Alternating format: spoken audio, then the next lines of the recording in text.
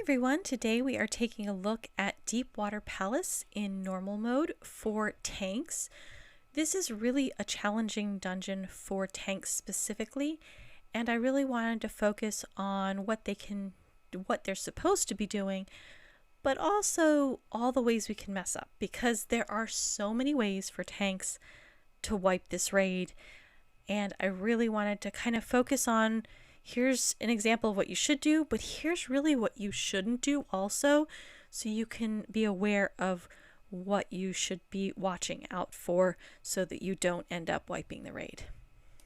Okay, first we're just clearing all the mobs to the boss, and this entryway where we're standing now is really going to be where the tanks stay for the entire fight. Okay, I'm going to go over markers because there's some that matter just beyond the tank too. So first off, we are going to be tanking at this green square. It is a little bit closer to the boss than the blue triangle. The green square is where we tank, and the boss will be facing the room. So he's going to be facing away from where I'm standing now. The off tanks, the two off tanks, are going to be standing at this blue triangle, and it's really important that they always stay behind the boss. Now, off to the side, there is a 2 and 3 on the one side, and those are going to be for the DPS when they get the codes. Also, on top of the number 2 marker, or right next to the number 2 marker, is an orange, and that is important because that is for the scorpions that spawn. Now on the other side is a 4 and a number 1. These are also codes for the DPS, but that number 1 is also where the octopus group will go. Now over behind this pillar is a white star, and that is where you're going to hide share damage. That way you're out of line of sight of the boss. Now this is important because there is a time when tanks can get 2 share damages, and you don't want to share damage twice.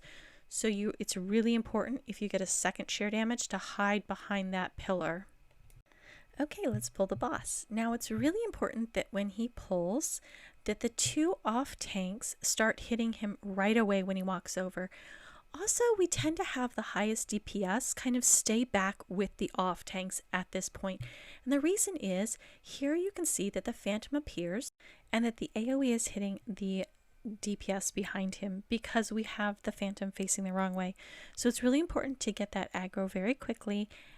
For the off tanks to just build up your threat, and the top DPS to kind of stand over with us to avoid that. Now I'm switching here. Here you can see these lines.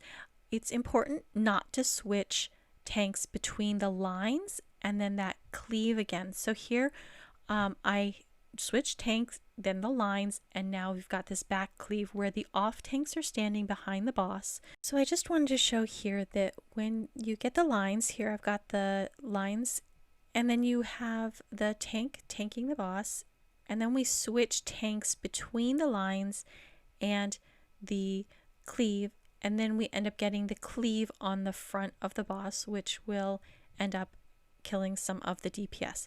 So that is not what you want to do. Make sure that you wait until after that cleave to switch, and then always keep the off tanks behind the boss. Okay, next the tanks need to grab the ad that wanders around. Just go ahead and taunt him. After that, we are doing a share damage. Now the share damage is going behind that pillar, so it's out of line of sight of the boss. However, sometimes the tanks do get share damage, and it's okay to share damage once and just stay where we are, but if you get 2 share damages on the tanks, it will kill them. Up above we have a DPS who is moving around the back. You can see him start to go there where he's got a share damage, and he's taking it to the tanks instead of behind the pillar, which would be okay if you had just 1 share damage. But then I ended up getting a share damage as well, and because I didn't see the other person take the share damage behind to the tanks, we ended up killing the tanks with that. So don't share damage twice. Really, if you are DPS and you can get it behind the pillar, that's great. Sometimes the tanks get 2, and then the tank has to try to run behind the pillar. So just be aware that that can happen. All right, right now there are scorpions and octopus, but we'll talk about those a little bit later. I'll show you. Here's these frontal attacks again. And I didn't yet mention we want to switch at 8 stacks. However, there are times when you don't switch at 8.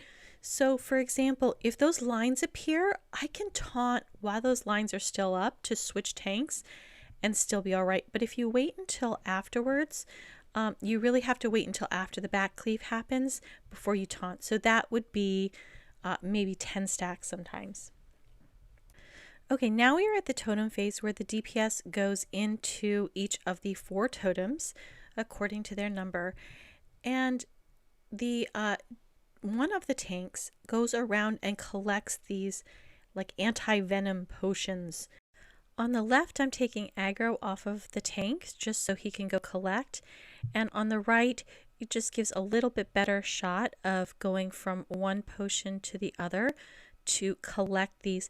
Now, I believe it's after every like 3 or 4 seconds because there's a counter in the center of the screen with the venom. I'll kind of show it next time a little bit more.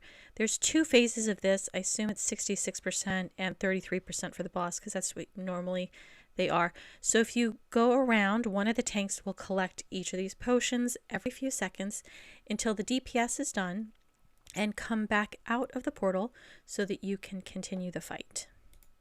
And that's pretty much it. So we're going to go ahead and continue to DPS. I am tanking, so at 8 stacks they'll taunt off me, but not during these lines. Just avoid the lines. Then the phantom will attack here, and once the other person taunts off you, just move behind the boss. Make sure to grab the ad that appears so that you don't have that wandering around killing your DPS. Just bring it to the boss and he'll eventually die as the DPS is hitting the boss. Here again we get the lines. Just avoid the lines. And again, right after should be the back cleave, but since the 2 off tanks are behind the boss, that shouldn't be a problem. All right, after this we have another ad here in the center still. Just your AoE threat attacks. The shield that kind of hits all the mobs should take care of this as long as you're not pulling aggro off of the tank who's the main tank. Just make sure to grab that ad. Up next is going to be another round of sheer damage. First here I am switching with the other tank at 8 stacks again. You can see the sheer damage in the background. They need to go around the corner, and I'm not sure how well you can see it in this particular one. Here the tanks have a sheer damage, which is fine. Just one, again, is okay. So we're going to have that, and then you can see the sheer damage going behind the pillar in the background. After the 4 sheer damages, 1 for each of the codes, we're going to get the scorpions and octopus. Now, just be aware the tanks can get those, and this is a really big spot where you can wipe the raid. So here behind us, there's an orange marker, and they're just going to move over to be out of the way. As close as you can get without ending up kind of turning the cleave. Oh, we ended up doing a phase shift. So let me show you what can happen if that goes wrong. Okay, one problem you can run into with this is if both off tanks behind the boss or one in front end up with 1 purple and 1 orange. So here we both took them off to the side to the markers where they're supposed to go. And because we both were too far in front of the boss, we ended up cleaving the whole raid. So that's a really bad thing to do. You try and not bring them up to the markers. So here again, instead, we're going to take, and here we have 1 person with the ad, so we're just going to stay behind the boss. Now this requires a little bit more calling out in Discord because here we have the scorpion back here, and you need to make sure that everybody knows to kill the scorpions first so you don't end up wiping the raid. So kill the scorpion in that case, and then you can kill the octopus. Okay, so here we're back at this phase where everybody goes into the totem except for, or the 4 totems, except for the tanks. So I just took aggro again so the other guy could go around and collect the venom potions. Here in the center of the screen you can see how the counter is going down, and each time the 1 tank that is designated to pick up the potions gets 1, the counter goes back up. 2 people is too many. You really just need 1 person for this. and that will keep the whole raid from getting the venom. Now, if it goes down to 0, you'll start getting the venom stacks, and I think that like 3 or 5 or something really fast, it will kill everyone. So it's really important to keep those venom-proof potions going. Afterwards, all the DPS comes back out of that totem area from the back where the door is, and we move on to the next part. It's again just a repeat of everything we've already seen. So we're going to go ahead and get these lines. Another example of what not to do is when you get these lines, do not move off to the side of the boss over here. So if you can see where I'm standing, I'm directly to the side, and then I move back to the back. You'd think that means the cleave would go to the back, but instead it just cleaved the whole side of the raid. Instead, if you're going to move to the side to get out of one of the ones facing the back, just kind of scooch as close to the door as you can, still being behind the boss. It will angle the cleave a little bit, but not enough to hit half of the raid team. So just be aware that you can't really go off to the side. You have to go more straight back if you can, maybe straight back at an angle. So here's a good example of that.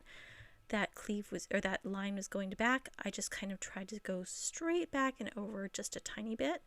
And that way, when this phantom cleave hits, it is more back behind the boss, so you're not hitting any of the DPS. All right, and we're just going to continue to switch stacks here at 8 stacks, and make sure to grab the ad, which appeared, which we have right next to the boss. And we're just pretty much, I think there's some sheer damage here. So we're just DPSing the boss down until he's dead. So the sheer damage, each of those you can see going behind the pillar, so you can't see those. They're out of line of sight of the boss. There's number 3. There should be one more for 4 unless I missed seeing it. And there goes the 4th one. Up next we get another ad. Here you can see the ad in the center. And the tanks are just making sure that they have control of the ad so he doesn't go and attack DPS. And that's it for the fight. Hopefully you found this helpful. I really enjoyed doing it and ran a lot of runs where we messed up a lot, and a lot of runs where we really learned. So I hope that you find this helpful, tanks, because it's really hard to kind of tank this raid and get all the little things down. You're watching VGO40, and this is VGO Girl, and we will see you next time. Thanks for watching.